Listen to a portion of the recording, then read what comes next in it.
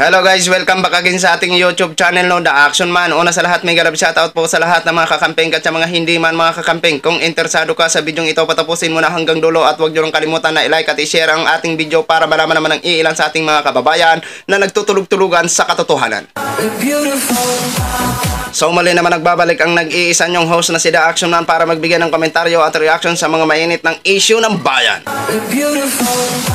So ito mga ka-action, mga kakamping no, mukhang itong tuluyan na talaga ma-depress ito si Lolo nyo Kibuloy.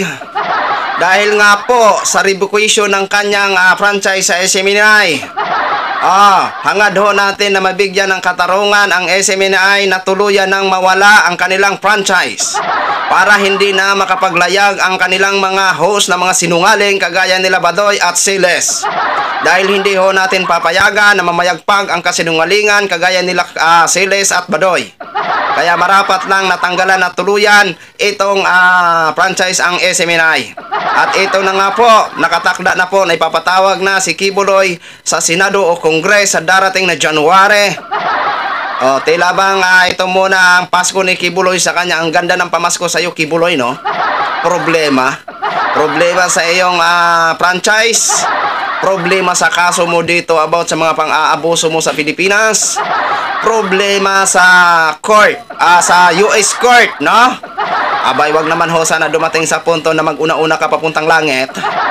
Abay, harapin mo muna itong mga kaso mo dito at mga problema mo ng mga kinasasangkutang Kibuloy.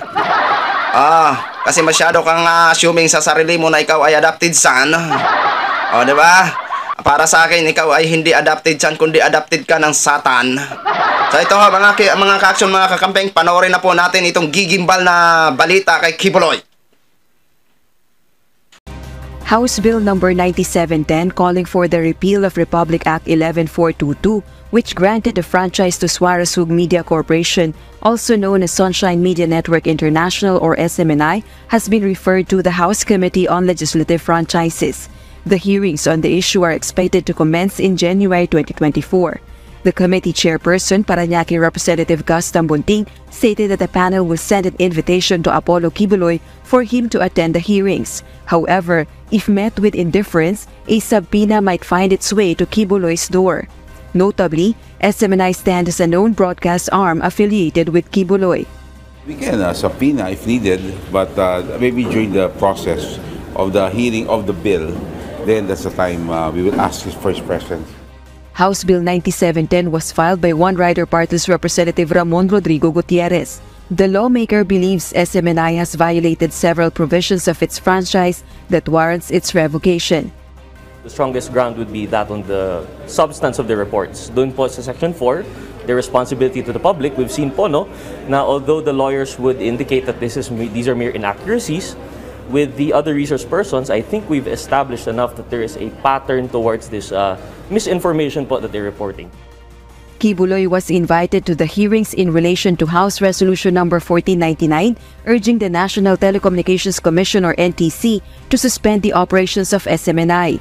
However, he did not attend, stating that he was no longer an official of Suarezug when the franchise was renewed in 2019. The House panel began investigating SMNI when one of its program hosts, Jeffrey K. Eric Celis, claimed that Speaker Martin Romualdez spent 1.8 billion pesos on his foreign travels. Meanwhile, SMNI's legal counsel stands firm, stating that SMNI did not violate any provision of its franchise. Yun ang allegation nila, kailangan na i-prove yan. Kasi as long as hindi nila ma-prove, there's always a presumption of good faith. There's a presumption na na-comply ng SMNI ang lahat po na mga tinatawag na provisions ng prangkisa. So yun na ho mga ka-action, mga kakamping no, napanood na po natin at narinig na po natin ang balita para kay Kibuloy. Kibuloy, advance Merry Christmas and advance Happy New Year po. Kahit alam ko na marami ka pong dinaramdam ngayon na depression, kami po ay nakikiramay na. Ina-advance na po namin dahil alam ho namin na mananaig ang katarungan kaysa kasinungalingan. Diba? Kibuloy, harap-harapin mo na to ha.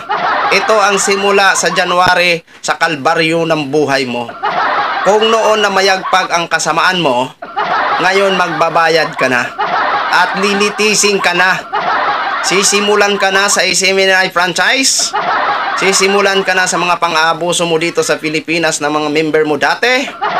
At bukod pa dito, haharapin mo pa ang paglilitis sa US Court. O, kung ako sa'yo, Kibuloy, sumuko ka na. Huwag mo nang hintayin na makipag tago-tagoan ka pa. Harapin mo ito kasi hambog ka na klaseng tao. Di ba? Ubod ka ng kayabangan. Napaniwala mo yung mga alipuris mo na ikaw ay adopted son. Yung pala ay adopted satan. Kaya ito lang ang masabi ko sa iyo, Kibuloy, anuman ang kinatnan sa mga kaso mo at mapatunayan ka, yan po ay deserve sa inyo dahil kayo po ay sinungaling tao. Mahilig kayong manlinlang ng mga tao at manloko ng mga Pilipino. Hindi lang mga Pilipino ang niluloko mo ba? Kasi iba't ibang parte pa ng nasod, may niloko ka pa. Kaya marapat lang sa iyo na matanggalan yung SMNI na yan para matuldukan at mabawasan ang mga sinungaling dito sa mundo. Kayo na mga ng mga DDS kayo dyan at mga supporter ni Kibuloy. Ipagtanggol nyo ngayon ang Kibuloy nyo.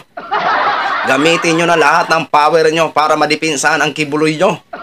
Ikaw, Attorney Topacio, gawin mo na lahat. Kapag ito si Kibuloy ay mapatunayan sa US Court, sabay-sabay kayong magtatagong dalawa. So yun lang ho mga ka-aksyonog, share ko lang ho sa inyo. Maraming salamat po sa ating mga viewers, Luzon, Visayas at Mindanao all over the world. Ako po ang inyong lingkod, si The Action Man. Have a good day, everyone. Beautiful.